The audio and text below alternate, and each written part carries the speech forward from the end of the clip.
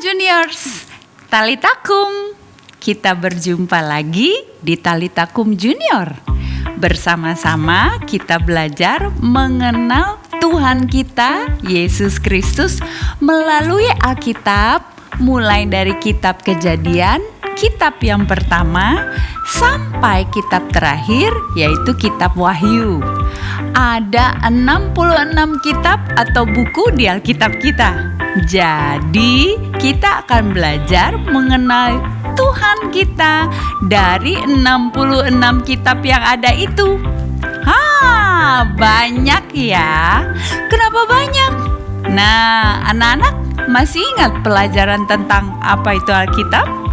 Kalau sudah lupa atau belum pernah mengikuti, anak-anak bisa download di channel YouTube ini atau lihat linknya ada di description ya. Nah, Alkitab kita itu tebal dan banyak isinya. Kenapa? Karena Tuhan kita terlalu besar dan sebenarnya untuk mengenal Dia nggak cukup kalau cuma dipelajari dari Alkitab. Dia terlalu dahsyat dan terlalu mulia. Karena itu sebagai tambahan, kita bisa juga mengenal Dia melalui ciptaannya yang lain, seperti langit, tumbuh-tumbuhan, hewan, dan banyak lagi. Nah, anak-anak, dari pelajaran kali ini kita mau belajar untuk mengerti tentang pembelaan dan berkat Tuhan. Kenapa Tuhan membela dan menyelamatkan kita? Kenapa Tuhan memberkati kita? Karena ada tujuannya. Nah, anak-anak sudah siap? Ayo fokus dan tidak sambil bermain atau sambil-sambil makan ya, karena ini waktunya kita belajar. Ayo kita berdoa dulu. Tuhan Yesus, terima kasih Tuhan berikan pada kami kesempatan untuk belajar mengenal Engkau. Karena itu kami percaya Engkau yang akan berkati kami dengan sukacita dan hikmat sehingga kami dapat mengerti dan makin mengenal Engkau. Berkati papa, mama, kakak, abang atau mentor-mentor kami yang bersama-sama membimbing kami. Haleluya. Amin.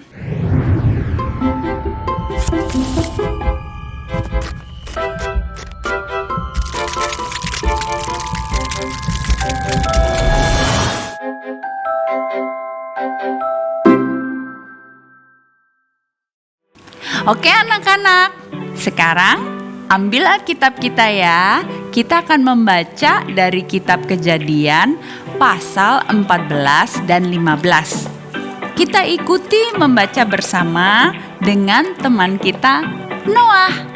Oh ya anak-anak, jika anak-anak rindu ingin juga membaca Alkitab di Talitakum Junior ini, silakan hubungi nomor WA yang ada di bawah ini. Nanti kakak-kakak akan mengatur dan menjadwal anak-anak giliran membaca Alkitab bersama Talitakum Junior ya.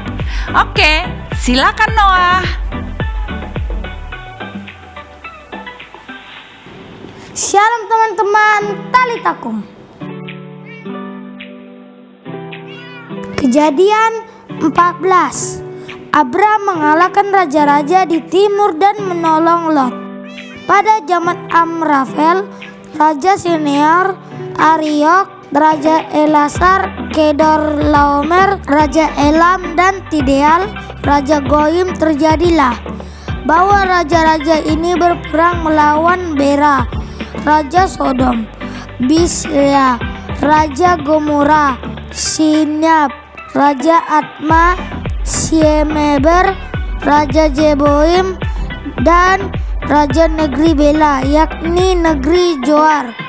Raja-raja yang disebut terakhir ini semuanya bersekutu dan datang ke lembah Sidim, yakni Laut Asin. 12 tahun lamanya mereka takluk kepada Kedor Laomer, tetapi dalam tahun yang ke-13 mereka memberontak.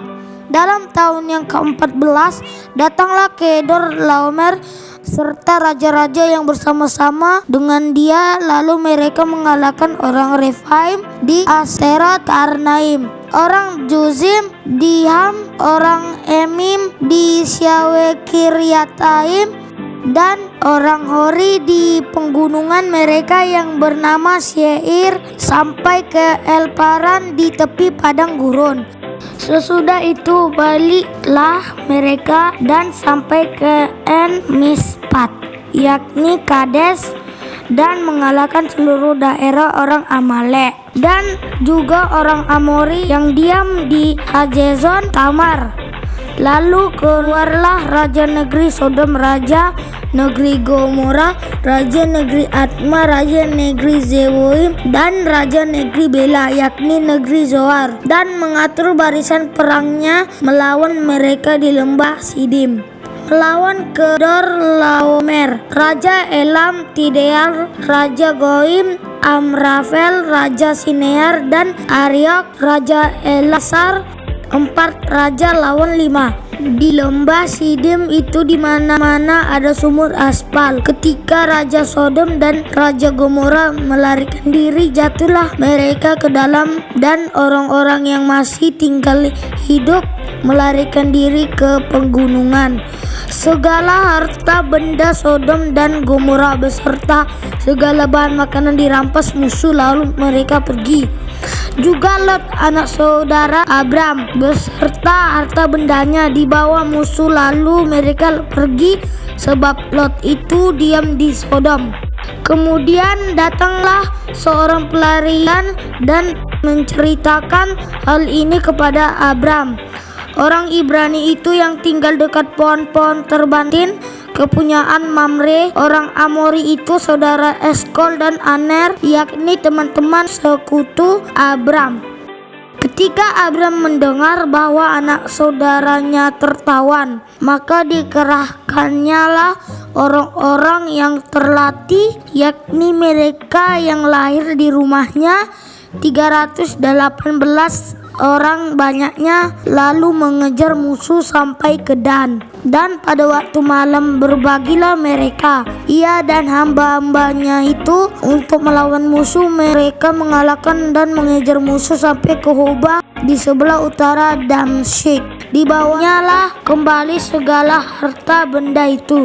Juga Lot anak saudaranya itu serta harta bendanya dibawa kembali. Demikian juga perempuan-perempuan dan orang-orangnya. Pertemuan Abram dengan Melkisedek. Setelah Abram kembali dari mengalahkan Kedor Laomer dan para raja yang bersama-sama dengan dia, maka keluarlah raja Sodom menyongsong dia ke lembah Sawe, yakni lembah raja. Melkisedek raja Salem membawa roti dan anggur. Ia seorang imam Allah yang maha tinggi. Lalu ia memberkati Abram, katanya, diberkatilah kiranya Abram oleh Allah yang maha tinggi, pencipta langit dan bumi, dan terpujilah Allah yang maha tinggi yang telah menyerahkan musuh ke tanganmu. Lalu Abram memberikan kepadanya 1/10 dari semuanya. Berkatalah raja Sodom itu kepada Abram, berikanlah kepadaku orang-orang itu dan ambillah untukmu harta benda itu. Tetapi kata Abram kepada raja negeri Sodom itu, aku bersumpah demi Tuhan Allah yang maha tinggi, pencipta langit dan bumi, aku tidak akan mengambil apa-apa dari kepunyaanmu itu, sepotong benang atau tali kasut pun tidak, supaya engkau jangan dapat berkata aku telah membuat Abram menjadi kaya. Kalau aku jangan sekali-sekali hanya apa yang telah dimakan oleh bujang-bujang ini, dan juga bagian orang-orang yang pergi bersama-sama dengan aku, yakni Aner, Eskol, dan Mamre. Biarlah mereka itu mengambil bagian masing-masing. Kejadian 15. Perjanjian Allah dengan Abram, janji tentang keturunannya. Kemudian datanglah firman Tuhan kepada Abram dalam suatu penglihatan. Janganlah takut, Abram, akulah perisaimu, upahmu akan sangat besar. Abram menjawab, ya Tuhan Allah, apakah yang akan engkau berikan kepadaku? Karena aku akan meninggal dengan tidak mempunyai anak. Yang akan mewarisi rumahku ialah Eliezer, orang Damsyik itu. Lagi kata Abram, engkau tidak memberikan kepadaku keturunan sehingga seorang hambaku nanti menjadi ahli warisku. Tetapi datanglah firman Tuhan kepadanya, demikian, orang ini tidak akan menjadi ahli warismu, melainkan anak kandungmu, dialah yang akan menjadi ahli warismu. Lalu Tuhan membawa Abraham keluar serta berfirman, coba lihat ke langit, hitunglah bintang-bintang. Jika engkau dapat menghitungnya, maka firman-Nya kepadanya, demikianlah banyaknya nanti turunanmu. Lalu percayalah Abram kepada Tuhan, maka Tuhan memperhitungkan hal itu kepadanya sebagai kebenaran. Lagi firman Tuhan kepadanya, akulah Tuhan yang membawa engkau keluar dari Ur Kasdim untuk memberikan negeri ini kepadamu menjadi milikmu.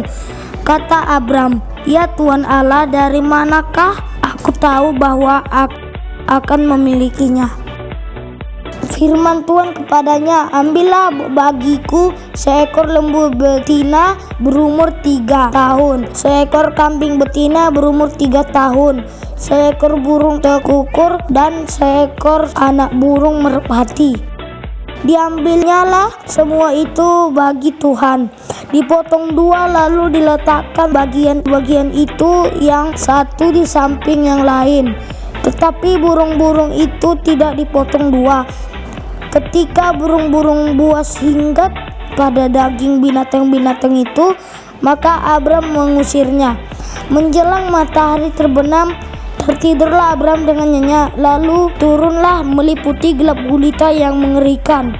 Firman Tuhan kepada Abram, ketahuilah dengan sesungguhnya bahwa keturunanmu akan menjadi orang asing dalam suatu negeri yang bukan kepunyaan mereka, dan bahwa mereka akan diperbudak dan dianiaya 400 tahun lamanya. Tetapi bangsa yang akan memperbudak mereka akan kuhukum, dan sesudah itu mereka akan keluar dengan membawa harta benda yang banyak. Tetapi engkau akan pergi kepada nenek moyangmu dengan sejahtera. Engkau akan dikuburkan pada waktu telah putih rambutmu. Tetapi keturunan yang keempat akan kembali ke sini, sebab sebelum itu kedurjanaan orang Amori itu belum genap. Ketika matahari telah terbenam dan hari menjadi gelap, maka kelihatanlah perapian yang berasap berserta sulu yang berapi lewat di antara potongan-potongan daging itu. Pada hari itulah Tuhan mengadakan perjanjian dengan Abram serta berfirman, kepada keturunanmu lah kuberikan negeri ini, mulai dari sungai Mesir sampai ke sungai yang besar itu, sungai Efrat, yakni tanah orang Keni, orang Kenas, orang Kadma, orang Het, orang Feris, orang Refaim, orang Amori, orang Kanaan, orang Girgasi, dan orang Yebus itu. Amin. Talitakum. Terima kasih Noah. Tuhan Yesus memberkati. Oke anak-anak, ingat ya, Tuhan memanggil Abram untuk menduduki dan menguasai seluruh tanah negeri, dan Tuhan memberkati Abram dengan melimpah. Nah, keponakan Abram, Lot, juga menjadi kaya. Mereka lalu kemudian berpisah, dan Lot pergi berdiam di daerah yang subur dekat Sodom dan Gomora. Waktu itu, banyak bangsa yang sudah terserak dan tersebar di seluruh bumi dan membangun kebudayaan dan memiliki bahasa yang berbeda-beda. Ada bangsa-bangsa yang mendirikan kerajaan dan memiliki raja-raja. Lalu ada seorang raja bernama Kedorlaomer dan raja-raja sekutunya yang menyerang raja-raja lain termasuk Raja Sodom dan Gomora. Raja Kedorlaomer dapat mengalahkan semua lawan-lawannya, lalu mereka menawan orang, lalu merampas dan mengambil harta para tawanannya. Di antara yang ditawan adalah keponakan Abram, Lot, karena Lot tinggal di daerah Sodom. Nah, datanglah berita kepada Abram bahwa Lot ditawan dan hartanya diambil. Maka Abram lalu mengerahkan semua orang terbaiknya dan pasukannya untuk menyelamatkan Lot. Dan Abram berhasil dan menang. Yeay! Ia mengalahkan Raja Kedorlaomer dan raja-raja sekutunya. Pasal 14 ayat 16 berkata, "Dibawanyalah kembali segala harta benda itu, juga Lot anak saudaranya itu, serta harta bendanya dibawanya kembali." Anak-anak, kita mau belajar bahwa seperti Abram mengumpulkan pasukannya untuk menyelamatkan Lot dari tawanan musuh, maka Tuhan kita juga terlebih dahulu begitu. Ia mengumpulkan pasukan malaikat surganya untuk menyelamatkan anak-anaknya yang hilang, yang tertawan. Bahkan Tuhan sendiri turun ke bumi menjadi manusia supaya bisa menyelamatkan kita. Nah, bukan saja menyelamatkan kita, tetapi Tuhan juga mengambil kembali apa yang dirampas musuh dari tangan kita. Abram mengambil kembali harta Lot dan mengembalikannya. Siapa musuh kita? Musuh kita bukan seperti Abram waktu itu, yaitu raja-raja yang berperang. Tetapi musuh kita adalah si jahat yang membuat kita tertawan. Tertawan bagaimana? Anak-anak kan sudah mengerti. Pada mulanya manusia tidak mau hidup taat pada Tuhan dan mau mengatur dirinya sendiri. Maka masuklah dosa dalam hidup manusia. Dosa itu membuat manusia tertawan dan terhukum. Tetapi Yesus datang dan membebaskan kita dari penjara dosa, sehingga kita sekarang bisa memiliki hubungan yang baik dan intim dengan Tuhan lagi. Tuhan sudah bebaskan kita dari ikatan dosa. Karena itu, kita mau selalu belajar supaya kita tidak hidup seperti orang yang masih ditawan oleh dosa. Nah, contohnya begini. Tuhan sudah selamatkan dan bebaskan kita dari ketidaktaatan, sehingga kita bisa memutuskan, saya taat pada papa dan mama karena saya sudah bebas. Sudah tidak dalam penjara dosa yang menjadikan saya tidak taat. Jadi, kalau papa atau mama suruh saya untuk tidur atau belajar, walaupun saya masih asik bermain, saya mau taat. Kenapa? Karena saya sudah bukan tawanan dosa lagi. Saya bebas bisa melakukan apa yang baik dan berkenan pada Tuhan, bukan terikat mau melakukan apa yang dari si jahat.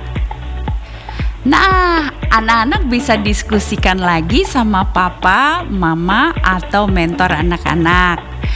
Apalagi yang sudah Tuhan bebaskan bagi kita?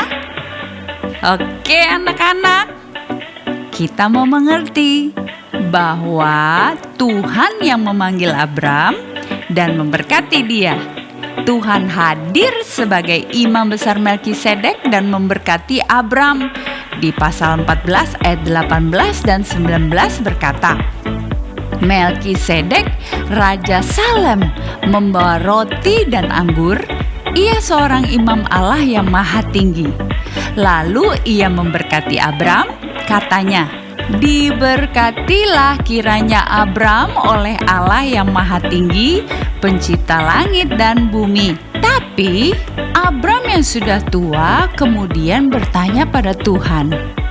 Dia diberkati sangat kaya, tetapi dia belum mempunyai anak. Lalu apa gunanya berkat itu semua? Dan bagaimana ia bisa menjadi berkat bagi banyak bangsa? Tuhan lalu memanggil Abram kembali.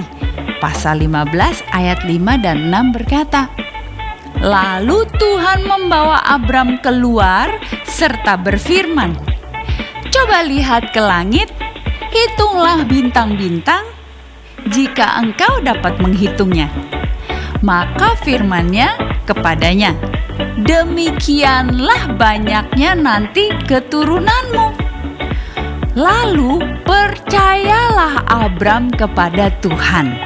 Maka Tuhan memperhitungkan hal itu kepadanya sebagai kebenaran. Anak-anak, diberi tanda ya, atau dicatat baik-baik bagian yang tadi kita baca, yaitu bagian yang ini nih.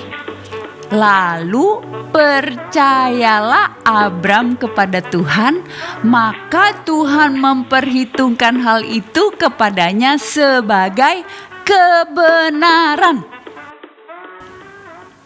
Abram percaya ketika Tuhan menunjukkan bintang-bintang di langit.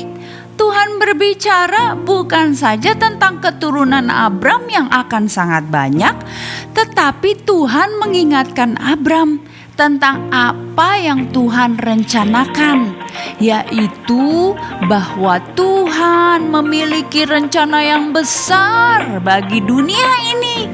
Ia memberkati Abram supaya melalui Abram seluruh bangsa di bumi akan diberkati juga. Apa ya maksudnya? Nih, supaya melalui keturunan Abram lahirlah Yesus ke bumi, dan Yesus yang membawa berkat bagi seluruh bangsa di bumi, yaitu berkat keselamatan dan berkat kebebasan. Nah, Abram percaya kepada janji itu. Abram percaya kepada Injil, maka Abram dibenarkan Tuhan. Nah, anak-anak percaya kan bahwa Tuhan Yesus sudah menjadi manusia untuk menyelamatkan dan membebaskan manusia dari ikatan hukuman dosa?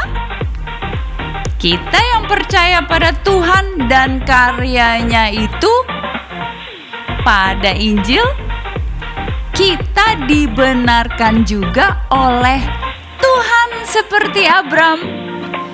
Jadi kita ini disebut sebagai orang benar.